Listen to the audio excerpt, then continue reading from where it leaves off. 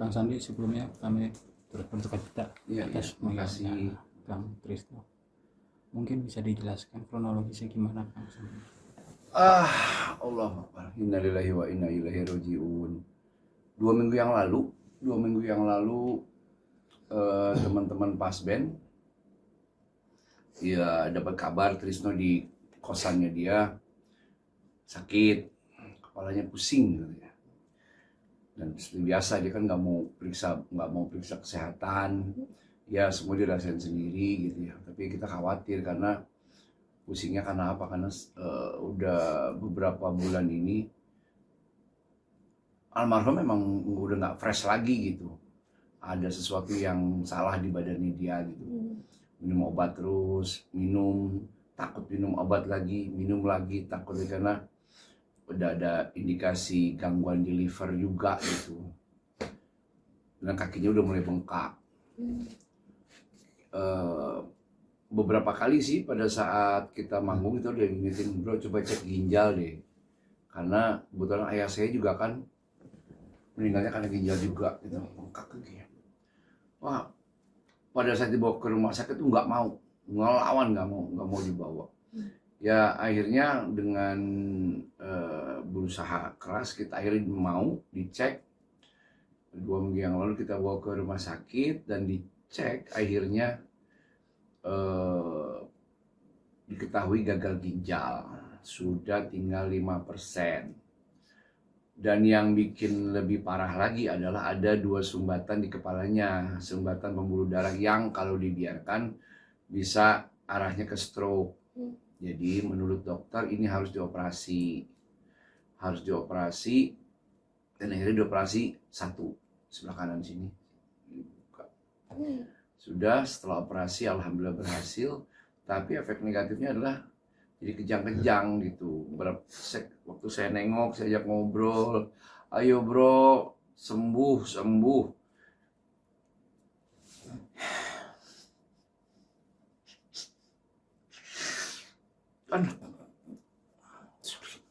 Iya.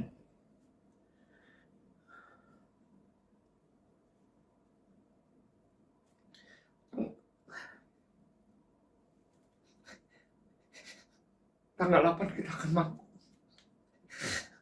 di Subang, setengah 9 kita akan ke Lombok. Lo ayo kuat. Ayo bro, kuat. Kita mau manggung yuk, kita latihan yuk.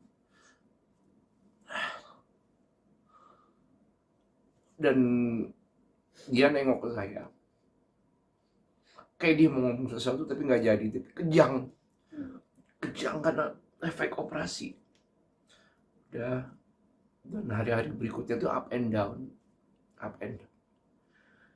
Kritis, saturasi turun, kemudian alhamdulillah bisa stabil lagi, saturasi turun lagi, bisa stabil lagi. Makanya beberapa kali saya minta teman-teman, ayo dong kirimin Fatihah, doa, karena sepertinya memang butuh keajaiban, mukjizat dari Allah, dan doa dari teman-teman, ayo doain. Dan tadi jam 14.30 tanggal 1 Agustus saya lagi tidur karena habis kerja juga di grup WhatsApp Pasben, beng-beng, teman-teman Trisno lagi di CPR.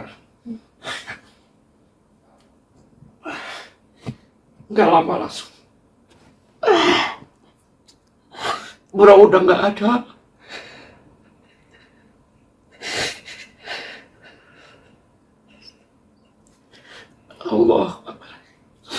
Emang Allah sayang banget sama dia. Cuma sakit 2 minggu dan Allah panggil Trisno.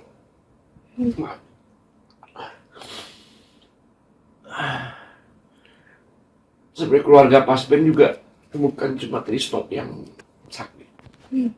Beng-beng juga 1 hari setelah Trisno masuk rumah sakit, besoknya istrinya Beng-beng kena serangan stroke. Hanya dalam waktu beberapa hari istrinya meninggal. Jadi emang Pak Aspen lagi berduka banget. Ya teman-teman, mohon kalau ada yang kenal dengan Trisno, mohon didoakan, kirimkan Fatihah, dimaafkan segala kesalahannya,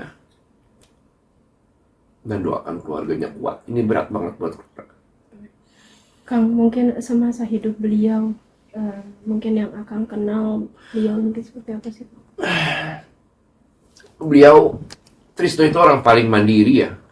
Mandiri, paling rock and roll. Dia itu kan senang banget ke Jepang gitu. Senang banget koleksi barang-barang. Alat musik, kolektor item, vinyl, video. Itu dia senang banget ngumpulin action figure. Jadi emang dia kehidupannya sehari-hari di kamar kos dia dengan barang-barang koleksinya dia, itu yang kesenangannya dia gitu. Tapi emang dia itu adalah orang jenius kalau menurut saya. Orang yang jenius. Hampir 70% lagu-lagunya Pak Aspen itu idenya dari dia. Trisno.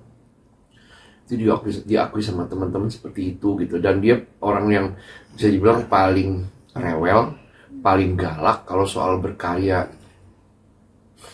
Gimana ya? Karena kejeniusan dia,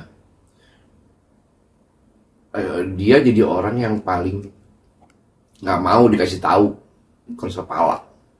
Bro, olahraga yuk. Bro, minum air putih. Udah, gua mah banyak. Tapi yang kita lihat selama kalau tur ke minimarket yang dia ambil selalu minuman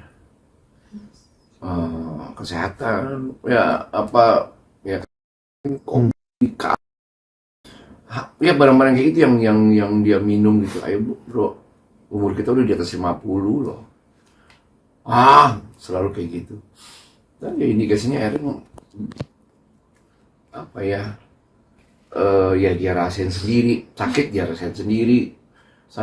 Gue mual. Panggung terakhir kita di mana ya? Panggung terakhir itu di Bogor, di Pakansari, ulang tahun kota Bogor di Pakansari. Bro itu abis soundcheck dia tuh muntah-muntah, udah nggak kuat. Kita udah prepare pakai basis pengganti, tapi karena dia ngerasa enggak, masih kuat. Dan itu adalah jadi panggung terakhirnya dia. Bogor. Kang, memang sebelumnya sudah ada riwayat, maksudnya pernah ngeluh nggak beberapa tahun belakangan Iya. ini? Dia mengkonsumsi obat gitu. Yang saya tahu itu dia udah kena liver. Udah kena liver, dia minum obat liver dan dia takut kena ke ginjal. Dan akhirnya benar-benar kejadian kena ke ginjal. Gitu. Dan dia juga tensinya selalu tinggi. Gitu. Kan kebetulan saya juga tensi tinggi, tapi saya minum obat setiap hari, saya harus jaga. Saya nggak mau sampai tinggi dan nggak kekontrol.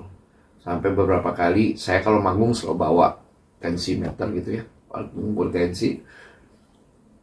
Dan kalau Trisno nggak mau minum obat, kan kalau obat tensi kan harus setiap hari diminum, nggak boleh putus, terus minum setiap hari dikontrol. Dan Trisno nggak mau karena takut kena ginjal, dan benar-benar kejadian kena ke ginjal.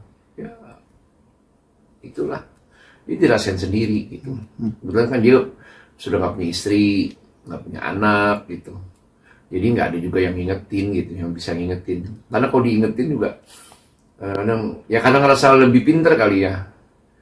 Enggak, aman gue mah. Bro, lo kurus banget lo sekarang. Gue diet. Padahal kita tahu ini bukan diet. Nggak diet ini. Bro, ini memang udah nggak bener badannya. Udah kakinya udah mulai bengkak. Kan saya kebetulan saya yang rawat ayah saya sakit ginjal. Ini tanda-tandanya udah ginjal ini. Bro, ayo. Dan pada saat manggung terakhir, kok Trisno nggak keringetan gitu. Kan tanda-tanda orang karena ginjal itu kan dia nggak keringetan, jarang pipis gitu. Oke, Kang, mungkin dari tadi kan abang menangis. Mungkin ada penyesalan atau apa, mungkin bersama sahabat sendiri yang belum Saya dari kemarin mau nengok dia gitu. Kebetulan saya sendiri kerjaannya lagi banyak gitu. Kemarin saya baru habis MC gitu di dua tempat seharian penuh. Kepikiran, istri saya juga kepikiran, Pak Trisno gimana? Alhamdulillah masih dijagain sama Beng sama adik kakaknya. Iya. Saya udah mau ke Bandung tadi pagi ke Bandung yuk. Saya ke Bandung kita tengokin Trisno yuk. Tapi capek, papa butuh istirahat dulu deh. Itu nyesel banget sih, cuma nengok sekali di rumah sakit dan dia ingin ngomong sesuatu sama saya dan nggak bisa. Akhirnya jadi kejang. Makanya saya kasih masukan ke keluarga, udah Trisno ini butuh istirahat banget. Jangan kasih akses terlalu banyak orang untuk besuk karena dia memang butuh istirahat banget gitu. Itu yang dia butuhin gitu. Tapi sementara teman-teman yang jagain, kalau dia kedatangan teman-teman tuh happy gitu. Happy, tapi dia butuh istirahat. Diajak ngobrol, kejang. Diajak ngobrol, kan kalau pada saat dia kejang kan ngeri. Kejadian apa-apa gitu. Akhirnya up and down gitu, kita bingung. Kata dokter, enggak, ini harus istirahat. Dan berapa kali akhirnya masuk ICU lagi. Keluar lagi, ICU lagi. Gitu. Ya, 2 hari yang lalu Beng bilang, guys, Trisno kritis di ICU dan sudah nggak bisa merespon. Allahu Akbar sih. Udah, saya terus tanya Beng gimana kondisi. Alhamdulillah, karena dia ada operasi kedua, ternyata ada jahitan yang terbuka. Di operasi ulang dia jahit lagi. Itu besoknya nggak ngerespon gitu. Udah akhirnya saya cek terus Beng gimana gitu. Membaik, alhamdulillah saturasinya naik dari 80 naik. Alhamdulillah sih, mudah-mudahan naik terus, mudah-mudahan membaik. Ya akhirnya sehari kemudian Allah panggil. Untuk pemakaman sendiri kita mau makaminya besok insya Allah. Tadi dapat informasi cuma masih simpang siur. Rumah dukanya di rumah keluarga di Laswi, Jalan BKR gitu ya. Di sebelah ya di rumah Beng yang lama. Terus besok akan dimakamkan pagi. Tapi saya belum tahu di makam mana. Apakah sama dengan lokasinya dengan makam istrinya Beng? Kita nggak tahu. Gitu. Kang, terakhir dari saya. Dari ribuan panggung pas band bersama Kang Trisno, mungkin ada hal yang nggak pernah dilupain nggak sih Kang sampai sekarang? Bro itu orang yang jujur banget. Dia kalau suka banget dengan panggung itu, dia akan tos sama saya. Ingat, siap kali panggung. Tapi kalau misalnya saya lagi mainnya lagi nggak bener, dia bilang, dia marah dan saya tahu, oh sorry, gitu. Dan ya apa ya, panggung yang paling berkesan apa ya? Gitu orangnya sebenarnya lebih apa ya, rock and roll tapi semi introvert kali ya. Dia kalau di tour ngumpul sama kru gitu, merokok. Panggung. Berapa kali juga saya main ke Jepang juga, manggung di Jepang sama Trisno.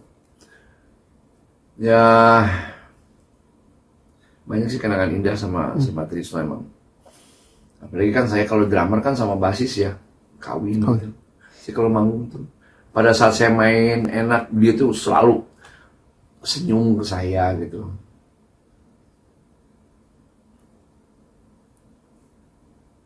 Bayang nggak sih kalau nggak ada yang ngajak tos lagi kalau manggungnya keren gitu kan?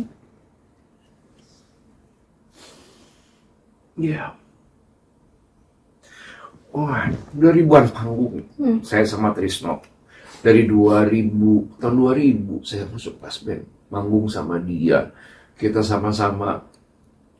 Kita kan pas band itu kan kalau soundcheck selalu personil yang main. Kita nggak serahin ke kru. Jadi banyak itu kisah berebut gorengan.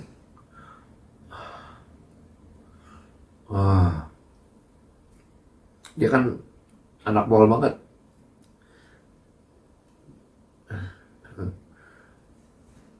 Setiap kali kita mau manggung, mau ke kota mana, dia cuma tanya, ada mall nggak?